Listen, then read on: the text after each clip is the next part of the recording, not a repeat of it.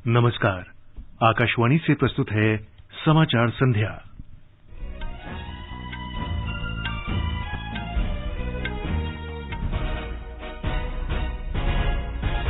प्रधानमंत्री नरेंद्र मोदी ने कहा, केवड़िया के लिए 8 नई विशेष रेलगाड़ियों के शुरू होने से क्षेत्र में पर्यटन और रोजगार को बढ़ावा मिलेगा।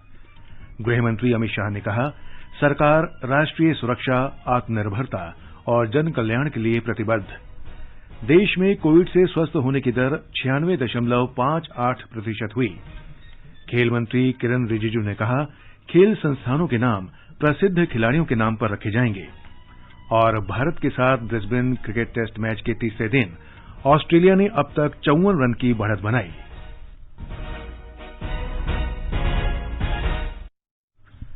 समाचार संध्या में दिव्या तोमर के साथ मैं रवि कपूर। कोविड महामारी के खिलाफ देश एकजुट होकर लड़ रहा है। आप भी हमारे साथ सुरक्षा और बचाव के 3 आसान एहतियाती उपायों का संकल्प लें। मास्क पहनें, 2 गज दूरी है जरूरी, सुरक्षित दूरी बनाए रखें, हाथ और मुंह साफ रखें। और अब समाचार विस्तार से। प्रधानमंत्री नरेंद्र मोदी ने आज देश के विभिन्न भागों से केवड़िया को जोड़ने वाली 8 रेलगाड़ियों को वीडियो कॉन्फ्रेंस के माध्यम से रवाना किया। इन रेलगाड़ियों से स्टैच्यू ऑफ यूनिटी तक की यात्रा और सुगम हो जाएगी। श्री मोदी ने कहा कि ये सबके लिए ऐतिहासिक दिन है। आज एक भारत श्रेष्ठ भारत परिलक्षित हो रहा है।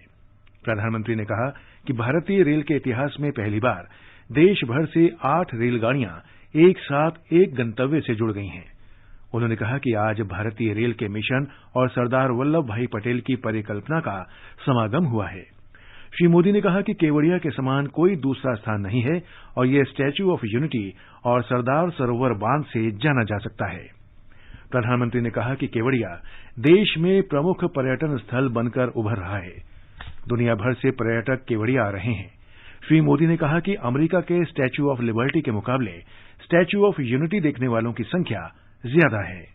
स्टैच्यू ऑफ यूनिटी देखने के लिए अब स्टैच्यू ऑफ लिबर्टी से भी ज्यादा टूरिस्ट पहुंचने लगे हैं।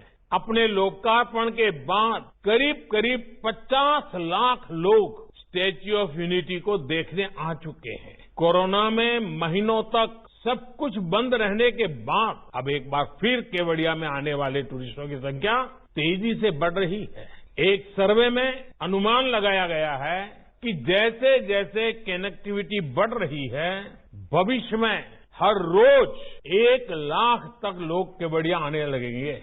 श्री मोदी ने कहा कि इन परियोजनाओं से केवड़िया के जनजातियों का जीवन भी बदलेगा। प्रधानमंत्री ने कहा कि केवड़िया में अनेक सुविधाएं उपलब्ध कराई गई हैं और पास के जनजातीय गांवों में रोजगार का सृजन किया जा रहा है। ये कनेक्टिविटी सुविधा के साथ साथ रोजगार और स्वरोजगार के नए अवसर भी लेकर आएगी। ये रेल लाइन मां नर्मदा के तट पर बसे कर्नाली, पोइचा और गरुड़ेश्वर जैसे आस्था से जुड़े महत्वपूर्ण स्थानों को भी कनेक्ट करेगी। श्री मोदी ने कहा कि आदिवासी गांवों में 200 से ज्यादा कमरों को होम स्टे के रूप में बदला गया है। रेलवे का आधुनिकीकरण जारी है और सरकार रेलवे में नवीनतम तकनीक अपनाने पर ध्यान दे रही है। केवड़िया रेलवे स्टेशन भारत का पहला ऐसा स्टेशन है जिसको शुरुआत से ही ग्रीन बिल्डिंग के रूप में सर्टिफिकेशन मिला है। रेलवे के तेजी से आधुनिकीकरण का एक बड़ा कारण रेलवे मैन्युफैक्चरिंग और रेलवे टेक्नोलॉजी में आत्मनिर्भरता पर हमारा बल है। अगर हम भारत में हाई हॉर्स पावर के इलेक्ट्रिक लोकोमोटिव नहीं बनाते तो क्या दुनिया की पहली double stack long haul container train क्या भारत चला पाता? आज जब भारतीय रेल के ट्रांसफॉर्मेशन की तरफ हम आगे बढ़ रहे हैं तो highly skilled specialist man power और प्रोफेशनल्स भी बहुत जरूरी है। वडोदरा में भारत की पहली डीम्ड रेलवे यूनिवर्सिटी की स्थापना के पीछे यही मकसद है। रेलवे के लिए इस प्रकार का उच्च संस्थान बनाने वाला भारत दुनिया के गिने चुने देशों में से एक है। श्री मोदी ने कहा कि भारतीय रेलवे ने खराब मौसम और कोविड महामारी को चुनौती देते हुए अपनी सभी परियोजनाओं को पूरा किया है। प्रधानमंत्री ने कहा कि खूबसूरत केवड़िया इस बात का श्रेष्ठ उदाहरण है कि किस तरह पर्यावरण को योजनाबद्ध तरीके से संरक्षित करते हुए अर्थव्यवस्था का तेजी से विकास किया जा सकता है। श्री मोदी ने कहा कि ये समय की मांग है कि भविष्य की तकनीकी एशिया से निकले। ये समय की मांग है कि भविष्य की टेक्नोलॉजी एशिया की लैब से निकले, भविष्य के एंटरप्रेन्योर्स हमारे यहां से तैयार हो। इसके लिए एशिया के उन देशों को आगे आकर जिम्मेदारी लेनी होगी जो एक साथ मिलकर काम कर सकते हैं, एक दूसरे के लिए काम कर सकते हैं। भारत रत्न एमजी रामचंद्रन को श्रद्धांजलि देते हुए श्री मोदी ने कहा कि आज केवड़िया के लिए एक train Puratchi Thalaivar doctor MG Ramachandran central railway station से रवाना हुई। उन्होंने कहा कि यह एक सुखद संयोग है कि आज ही एमजीआर की जयंती है। आज भारत रत्न एमजीआर की जयंती भी है। एमजीआर ने फिल्म स्क्रीन से लेकर पॉलिटिकल स्क्रीन तक लोगों के दिलों पर राज किया। उनका जीवन, उनकी पूरी राजनीतिक यात्रा गरीबों के लिए समर्पित थी। गरीबों को सम्मानजनक जीवन मिले, इसके लिए उन्होंने निरंतर काम किया था। भारत रत्न एमजीआर के इन आदर्शों को पूरा करने के लिए आज हम सब प्रयास कर रहे हैं। मुख्यमंत्री विजय रूपाणी ने कहा कि केंद्र और राज्य सरकार ने स्टैच्यू ऑफ यूनिटी पर अनेक परियोजनाओं को लागू किया है, जिससे स्थानीय जनजातियों को रोजगार और आजीविका मिलेगी। ब्यौरा हमारे संवाददाता से। विश्व की सबसे ऊंची प्रतिमा सरदार पटेल के स्टैच्यू ऑफ यूनिटी जाने के लिए पहले अहमदाबाद या वडोदरा से सड़क मार्ग से जाना पड़ता था, लेकिन कुछ समय पूर्व अहमदाबाद के साबरमती रिवर फ्रंट से सी प्लेन सेवा शुरू किए जाने के बाद अब केवड़िया भारतीय रेल के नक्शे में भी शामिल हो गया है। प्रधानमंत्री श्री नरेंद्र मोदी द्वारा आज केवड़िया के लिए एक साथ 8 ट्रेनों को हरी झंडी दिखाए जाने के बाद अब केवड़िया देश के अलग अलग 6 राज्यों से रेलवे मार्ग से भी जुड़ गया है। गुजरात से चलाई गई 2 विशेष ट्रेनों में अन्य गण्यमान्य व्यक्तियों के साथ सरदार पटेल साहब के परिवारजनों ने भी केवड़िया तक की यात्रा की। ट्रेन की यात्रा के दौरान संस्कृत के 11 पंडितों द्वारा नर्मदाष्टकम और वैदिक श्लोक पढ़े गए। नए 3 रेलवे स्टेशन की इमारतों के डिजाइन में स्थानीय विशिष्टताओं का समावेश किया गया है और आधुनिक यात्री सुविधाएं भी दी गई है। योगेश पंड्या, आकाशवाणी समाचार, अहमदाबाद। प्रधानमंत्री नरेंद्र मोदी कल सुबह अहमदाबाद मेट्रो रेल परियोजना के दूसरे चरण और सूरत मेट्रो रेल परियोजना का भूमि पूजन करेंगे। मेट्रो परियोजनाएं इन शहरों को पर्यावरण अनुकूल परिवहन प्रणाली उपलब्ध कराएंगी। अहमदाबाद मेट्रो रेल परियोजना के दूसरे चरण की लंबाई लगभग 28 किलोमीटर है, जिसमें 2 कॉरिडोर होंगे। परियोजना की लागत 5,384 करोड़ रुपए है। सूरत मेट्रो रेल परियोजना करीब 40 किलोमीटर लंबी है और इसमें भी 2 कॉरिडोर हैं। परियोजना की लागत 12,000 करोड़ रुपए से अधिक है। गृह मंत्री अमित शाह ने कहा है कि सरकार राष्ट्रीय सुरक्षा, आत्मनिर्भरता और जन कल्याण के लिए प्रतिबद्ध है। कर्नाटक के बेलगावी में आज जन सेवक समावेश कार्यक्रम में अमित शाह ने कहा कि पाकिस्तान को उसकी ही भाषा में जवाब दिया गया है। उन्होंने कहा कि आत्मनिर्भर भारत अभियान के माध्यम से देश स्वावलंबन की ओर बढ़ रहा है। उन्होंने कहा कि समाज कल्याण के क्षेत्र में सरकार घर, रसोई गैस, सिलेंडर, बिजली, शौचालय और नल के जरिए जलापूर्ति के माध्यम से गरीब तबके का जीवन स्तर सुधारने का प्रयास कर रही है। श्री शाह ने जोर देकर कहा कि मोदी सरकार किसानों के प्रति समर्पित सरकार है। नरेंद्र मोदी सरकार सात अर्थ में किसानों को समर्पित सरकार है और 3 नए जो अध्यादेश और कानून लेकर मोदी सरकार आई है, कर्नाटक सरकार ने भी ये कानूनों को पारित किया है। इससे किसानों की आय अनेक गुना बढ़ने वाली। अब कोई किसान मजबूर नहीं है कि एक ही जगह पे अपना उपज बेचे। अपने क्रॉप को वो ग्लोबल और पूरे भारतवर्ष के मार्केट में बेच सकता है। गृहमंत्री ने कहा कि कोरोना महामारी के खिलाफ लड़ाई में प्रधानमंत्री नरेंद्र मोदी का सक्षम नेतृत्व काफी प्रभावी साबित हुआ है। देश में कोविड मृत्यु दर काफी कम रही। जांच और उपचार के लिए सक्षम ढांचागत चिकित्सा सुविधाएं भी विकसित हो सकी। उन्होंने कहा कि देश में विकसित टीके की वजह से आज भारत दुनिया का सबसे बड़ा टीकाकरण अभियान संभव हो पाया है। श्री शाह ने भरोसा दिलाया कि देश में विकसित दोनों टीके पूर्णतः सुरक्षित हैं। मैं देश की जनता को विश्वास दिलाने आया हूं, हमारे ही देश में बने हुए दोनों टीके पूर्णतः सुरक्षित है। मोदी जी ने स्वयं की निगरानी से ये पूरे टीकाकरण के कार्यक्रम का आयोजन किया है। कांग्रेस की बातों में मत आना। जिसका नंबर आए डिसिप्लिन तरीके से टीका लगाकर अपने आप को कोरोना से मुक्त करने का काम करिएगा। उन्होंने अर्थव्यवस्था को मजबूत बनाने के लिए देशवासियों से स्वदेशी उत्पाद खरीदने की अपील की है। देश में कोविड से स्वस्थ होने वालों की दर बढ़कर 96.58% हो गई है। पिछले 24 घंटों में 17,100 मरीज स्वस्थ हुए। अब तक 1,01,96,885 लोग स्वस्थ हो चुके हैं। इस बीच कोरोना संक्रमण के 15,144 नए मरीज सामने आए हैं, जिससे देश में कुल संक्रमित लोगों की संख्या बढ़कर 1,05,57,900 को पार कर गई है। स्वास्थ्य मंत्रालय ने बताया है कि कल 181 मरीजों की मौत के साथ संक्रमण से अब तक मरने वालों की संख्या बढ़कर 1,52,274 हो गई है। देश में इस समय कोविड के 2,08,826 मरीज हैं। स्वास्थ्य मंत्रालय ने कहा है कि 6 राज्यों में आज कोविड टीकाकरण के कुल 553 सत्र आयोजित किए गए। विश्व के सबसे बड़े कोविड टीकाकरण अभियान के दूसरे दिन 17,072 लाभार्थियों को टीका लगाया गया। आंध्र प्रदेश में आज 308 जगहों पर टीका लगाया गया। तमिलनाडु में 165, कर्नाटक में 64, अरुणाचल प्रदेश में 14 और केरल और मणिपुर में एक एक जगह पर टीकाकरण किया गया। नई दिल्ली में आज अपर स्वास्थ्य सचिव डॉक्टर मनोहर अगनानी ने बताया कि 2 दिन में अब तक कुल 2,24,301 लाभार्थियों को टीका लगाया गया है। आंध्र प्रदेश में आज 308 सेशन हुए। अरुणाचल में 14, कर्नाटका में 64, केरला में 1, मणिपुर में 1, तमिलनाडु में 165। इस प्रकार 553 सत्र आज कोविड वैक्सीनेशन के लिए इन 6 राज्यों में संचालित किए गए। आज जो टीकाकरण हुआ है कोविड वैक्सीन का, उसमें इन 553 सत्रों में 17,072 बेनिफिशियरीज को टीका लगाया गया है और ये फिगर्स प्रोविजनल हैं। इस प्रकार कल और आज को मिलाकर आज तक 2,24,301 बेनिफिशियरीज को टीका लगाया जा चुका है। अपर स्वास्थ्य सचिव ने कहा कि इनमें से 2,07,229 सामाजिक कार्यकर्ताओं को कल टीका लगाया गया था। ये विश्व में टीकाकरण की सबसे बड़ी संख्या है और ये ब्रिटेन, अमेरिका और फ्रांस से भी अधिक है। श्री अगनानी ने यह भी बताया कि 16 और 17 जनवरी इन 2 दिनों में टीकाकरण के बाद कुल 447 AEFI यानी एडवर्स इवेंट फॉलोइंग इम्यूनाइजेशन की सूचना मिली है।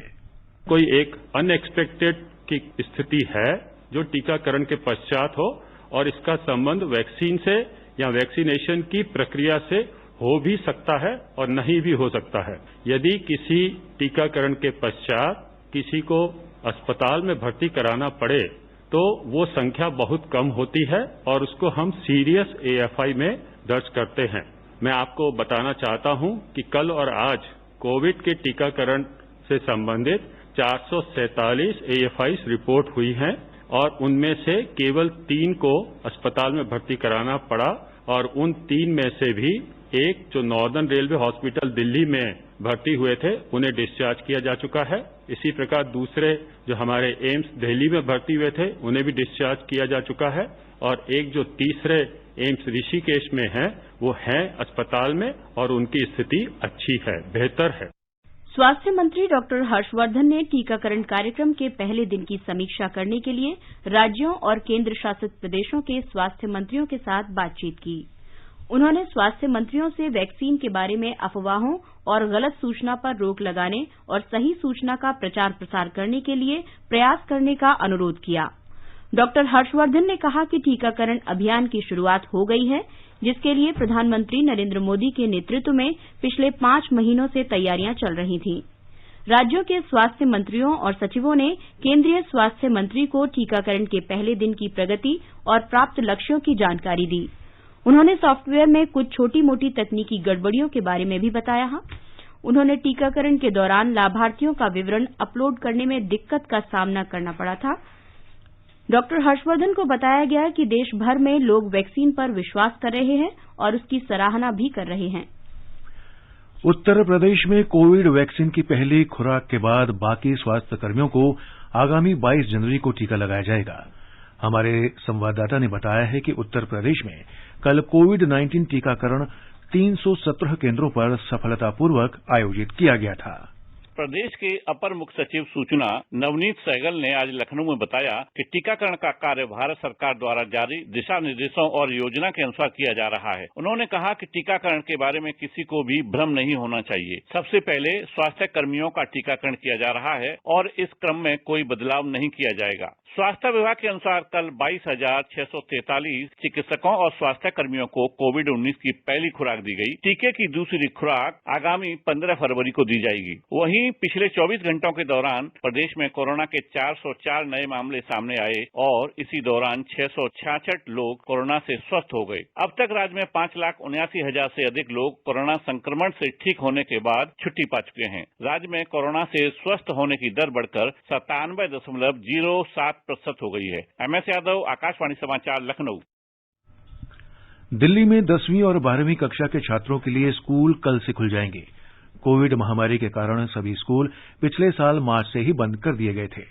दिल्ली सरकार ने कहा है कि केंद्रीय माध्यमिक शिक्षा बोर्ड CBSE की परीक्षाओं की तारीख घोषित कर दी जाने की वजह से स्कूलों को खोलने की अनुमति दी गई है। छात्रों पर स्कूल आने का दबाव नहीं होगा। वे चाहें तो अपने अभिभावकों की रजामंदी से स्कूल आ सकते हैं। कक्षाओं में कोविड से बचाव के मास्क पहनना, हाथों की सफाई रखना और सुरक्षित दूरी जैसे कोविड से बचाव के सभी नियमों का सख्ती से पालन किया जाएगा। कंटेनमेंट जोन में आने वाले स्कूल नहीं खुलेंगे। ये समाचार हमारी वेबसाइट newsonair.com/hindi और हमारे mobile app news on AIR पर भी उपलब्ध हैं। चलो मिलकर एक शुरुआत करें, चलो एक फैसला आज करें, मास्क नहीं तो टोकेंगे, कोरोना को रोकेंगे, चलो एक इरादा करते हैं, चलो खुद से वादा करते हैं, मास्क नहीं तो टोकेंगे, कोरोना को रोकेंगे। ये आकाशवाणी है। आगे बढ़ने से पहले मुख्य समाचारों पर एक नजर। प्रधानमंत्री नरेंद्र मोदी ने कहा, केवड़िया के लिए 8 नई विशेष रेलगाड़ियों के शुरू होने से क्षेत्र में पर्यटन और रोजगार को बढ़ावा मिलेगा। गृहमंत्री अमित शाह ने कहा, सरकार राष्ट्रीय सुरक्षा, आत्मनिर्भरता और जन कल्याण के लिए प्रतिबद्ध। देश में कोविड से स्वस्थ होने की दर 96.58% हुई।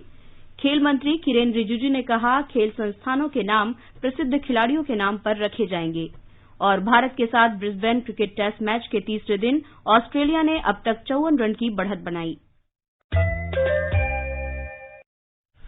सरकार ने कहा है कि चालू खरीफ फसल सत्र में न्यूनतम समर्थन मूल्य 1,06,000 करोड़ रुपए पर कुल खरीद से 79 लाख से अधिक धान किसानों को लाभ मिला है। कृषि मंत्रालय ने कहा है कि सरकार ने अपनी मौजूदा न्यूनतम समर्थन मूल्य योजनाओं के अनुसार किसानों से खरीफ फसलों की खरीद जारी रखी।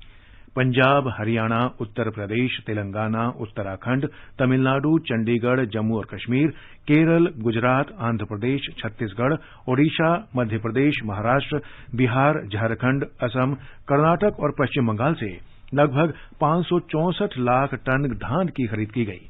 सरकार ने अपनी नोडल एजेंसियों के माध्यम से 2,96,000 टन मूंग, उड़द, मूंगफली की फली और सोयाबीन की खरीद की है। न्यूनतम समर्थन मूल्य से की गई इस खरीद से करीब 1,59,000 से अधिक किसान लाभान्वित हुए। कृषि मंत्री नरेंद्र सिंह तोमर ने कहा है कि किसान सरकार से कृषि कानूनों को वापस लेने के अलावा जो चाहे मांग सकते हैं।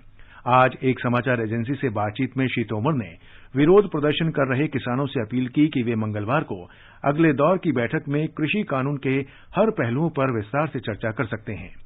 कृषि मंत्री का ये बयान शुक्रवार को किसानों और सरकार के बीच हुई 9वें दौर की बैठक के बाद आई है। ये वार्ता भी बिना किसी नतीजे के खत्म हो गई थी। अगली बैठक 19 जनवरी को होगी। श्री तोमर ने कहा कि सरकार मंडियों, व्यापारियों के पंजीकरण और अन्य मुद्दों से जुड़ी किसानों की चिंताओं का समाधान तलाशने के लिए तैयार है। इस बारे में किसान संगठनों को प्रस्ताव भेजा जा चुका है। उन्होंने कहा कि सरकार किसानों के साथ पराली जलावन और बिजली के मुद्दों पर भी बात करने को तैयार है, लेकिन किसान संगठन कृषि कानूनों को वापस लेने पर अड़े हुए हैं। सड़क परिवहन और राजमार्ग मंत्रालय ने पिछले सप्ताह 534 किलोमीटर लंबे राजमार्गों का निर्माण कर रिकॉर्ड बनाया है। मंत्रालय का कहना है कि चालू वित्त वर्ष में 8,169 किलोमीटर राष्ट्रीय राजमार्गों का निर्माण किया गया। इसकी रफ्तार लगभग 28.16 किलोमीटर प्रतिदिन है। पिछले वित्त वर्ष की इसी अवधि में 7,573 किलोमीटर लंबी सड़कों का निर्माण किया गया। मंत्रालय ने आशा व्यक्त की है कि इस साल 31 मार्च तक 11,000 किलोमीटर सड़कों के निर्माण का लक्ष्य पार कर लिया जाएगा। मंत्रालय ने निर्माण कार्य तेज करने के लिए कई पहलें की हैं। ये समाचार आकाशवाणी से प्रसारित किए जा रहे हैं। ताजा समाचार जानने के लिए आप हमारे Twitter handle @AIR News Hindi को फॉलो कर सकते हैं। समाचार संध्या में आपका फिर स्वागत है। भारतीय अंतर्राष्ट्रीय फिल्म महोत्सव में आज विभिन्न खंडों में कई फिल्में प्रदर्शित की गईं। कल गोवा में पणजी में शुरू हुआ ये फिल्म महोत्सव 24 जनवरी तक चलेगा। फिल्मोत्सव में आज जाने माने फिल्म निर्देशक सत्यजीत रे को श्रद्धांजलि दी गई। सत्यजीत रे निर्देशित फिल्मों की कड़ी में आज सबसे पहले पाथेर पांचाली प्रदर्शित की गई। इस अवसर पर जाने माने सिने अभिनेता धृतिमान चटर्जी मुख्य अतिथि के रूप में मौजूद थे। इस बीच भारतीय पैनोरमा के तहत प्रदर्शित की जाने वाली फीचर और गैर फीचर फिल्मों का उद्घाटन सांड की आंख और पांचिका के साथ किया गया। सांड की आंख के निर्देशक तुषार हीरानंदानी ने बताया कि उन्हें ये फिल्म बनाने की प्रेरणा सत्यमेव जयते पर लिखी गई एक कहानी से मिली है। उन्होंने कहा कि फिल्म की कहानी महिला सशक्तिकरण के अलावा उन लोगों के जीवन पर भी प्रकाश डालती है जो अपनी जिंदगी 60 वर्ष की आयु में शुरू करते हैं। पांचिका के निर्देशक अजित कोठारी ने कहा कि पांचिका वेंकटेश मादगुलकर की कहानी पर आधारित है। फिल्म महोत्सव में प्रसिद्ध अभिनेता और निर्देशक बिस्वजीत चटर्जी को Indian personality of the year का पुरस्कार दिया जाएगा। सूचना और प्रसारण मंत्री प्रकाश जावड़ेकर ने कल फिल्म समारोह का उद्घाटन करते हुए ये घोषणा की। इस साल का Indian personality of the year पुरस्कार बहुत प्रसिद्ध actor, producer, director, singer in Hindi and Bengali cinema Shri Vishwajit Chatterjee को दिया जाता है। लाइफ टाइम अचीवमेंट अवार्ड इस साल वित्तिरियो स्टोरारो को दिया गया है। इनको सिनेमाटोग्राफी के 3 ऑस्कर्स मिले हैं। श्री चटर्जी को ये पुरस्कार इस वर्ष मार्च में राष्ट्रीय फिल्म पुरस्कार वितरण समारोह के दौरान दिया जाएगा। श्री चटर्जी अभिनय और निर्देशन के अलावा बंगाली और हिंदी फिल्मों के निर्माता और गायक भी रहे हैं।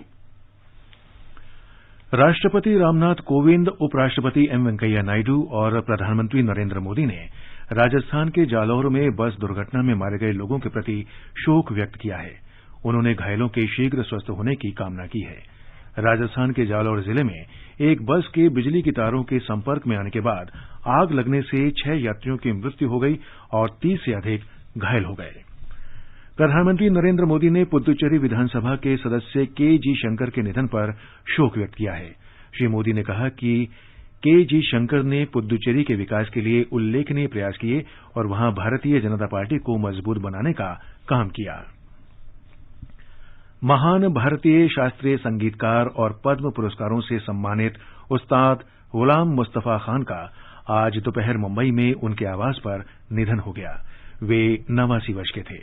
उत्तर प्रदेश के बदायूं में 3 मार्च 1931 को जन्मे गुलाम मुस्तफा खान के माता पिता दोनों ही संगीत पृष्ठभूमि के थे।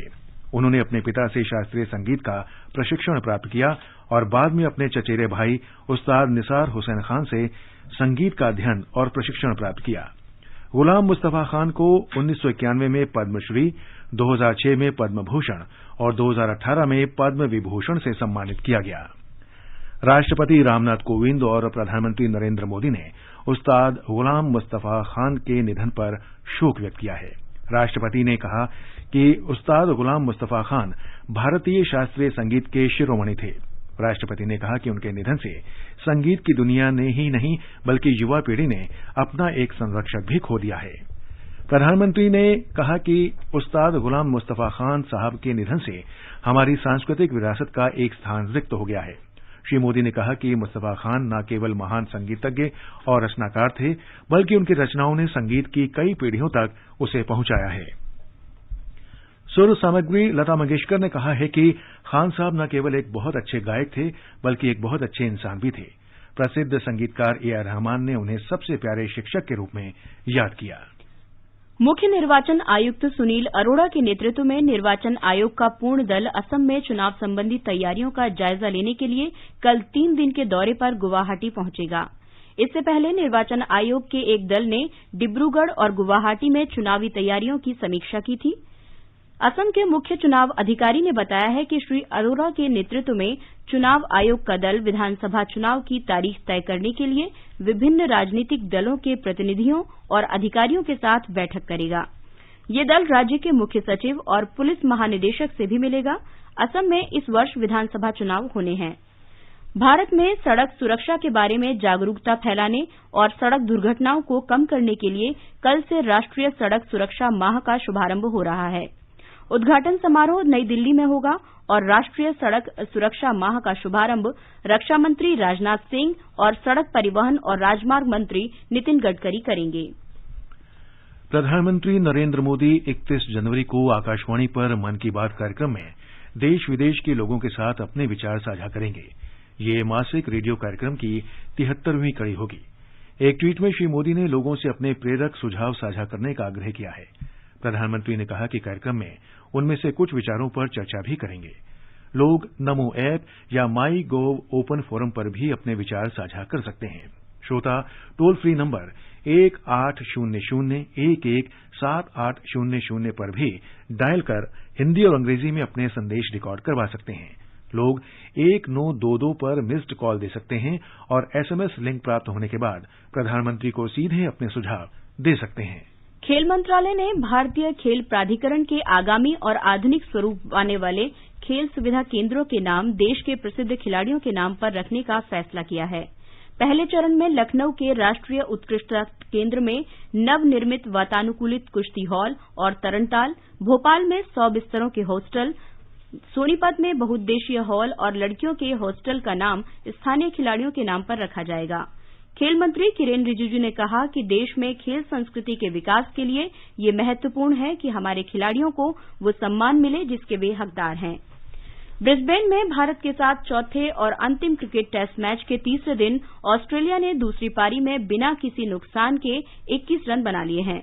मेजबान टीम ने अब तक 54 रन की बढ़त बना ली है। इससे पहले भारतीय टीम पहली पारी में 336 रन बनाकर आउट हो गई। शार्दुल ठाकुर ने सबसे ज्यादा 67 और वाशिंगटन सुंदर ने 62 रन बनाए।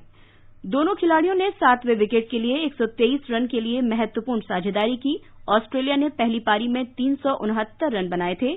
श्रृंखला में दोनों टीमें 1-1 से बराबरी पर हैं। और अब एक नजर कल के मौसम के पूर्वानुमान पर। दिल्ली में कल सुबह कोहरा छाया रहेगा। तापमान 9 और 20 डिग्री सेल्सियस के आसपास रहेगा। मुंबई में आंशिक रूप से बादल छाए रहेंगे। न्यूनतम तापमान 17 और अधिकतम 29 डिग्री सेल्सियस रहने के आसार हैं। चेन्नई में भी कहीं कहीं बादल छाए रहेंगे। न्यूनतम तापमान 21 डिग्री और अधिकतम 29 डिग्री सेल्सियस रहने की संभावना है। कोलकाता में सुबह कोहरा छाया रहेगा, लेकिन बाद में आसमान साफ रहेगा। न्यूनतम तापमान 15 डिग्री और अधिकतम 24 डिग्री के आसपास रहेगा। श्रीनगर में धुंध छाई रहेगी। दिन में आंशिक रूप से बादल छाए रहेंगे। तापमान 0 से 8 डिग्री नीचे और अधिकतम 9 डिग्री सेल्सियस रहने की संभावना है। जम्मू में भी सुबह कोहरा छाया रहेगा और बाद में आसमान साफ रहेगा। न्यूनतम तापमान 7 डिग्री और अधिकतम तापमान 18 डिग्री सेल्सियस के आसपास रहेगा। लेह में आसमान साफ रहेगा। न्यूनतम तापमान 0 से 12 डिग्री सेल्सियस नीचे और अधिकतम 1 डिग्री के बीच रहेगा। गिलगित में आमतौर पर आसमान साफ रहेगा। न्यूनतम तापमान 0 से 6 डिग्री नीचे और अधिकतम 11 डिग्री सेल्सियस रहने की संभावना है। मुजफ्फराबाद में भी आसमान साफ रहेगा। शाम या रात के समय बादल छाए रहेंगे। तापमान 4 और 20 डिग्री सेल्सियस के बीच रहेगा। गुवाहाटी में सुबह कोहरा छाया रहेगा। न्यूनतम तापमान 12 डिग्री सेल्सियस और अधिकतम 23 डिग्री सेल्सियस के आसपास रहने के आसार हैं। मौसम के लिए समाचार कक्ष से मैं शिव प्रकाश मिश्र। अंत में मुख्य समाचार एक बार फिर। प्रधानमंत्री नरेंद्र मोदी ने कहा केवड़िया के लिए 8 नई विशेष रेलगाड़ियों के शुरू होने से क्षेत्र में पर्यटन और रोजगार को बढ़ावा मिलेगा। गृहमंत्री अमित शाह ने कहा सरकार राष्ट्रीय सुरक्षा, आत्मनिर्भरता और जन कल्याण के लिए प्रतिबद्ध। देश में कोविड से स्वस्थ होने की दर 96.58% हुई। खेल मंत्री किरेन रिजिजू ने कहा खेल संस्थानों के नाम प्रसिद्ध खिलाड़ियों के नाम पर रखे जाएंगे। और भारत के साथ ब्रिस्बेन क्रिकेट टेस्ट मैच के तीसरे दिन ऑस्ट्रेलिया ने अब तक 54 रन की बढ़त बनाई। इसके साथ ही समाचार संध्या का ये अंक समाप्त हुआ। नमस्कार।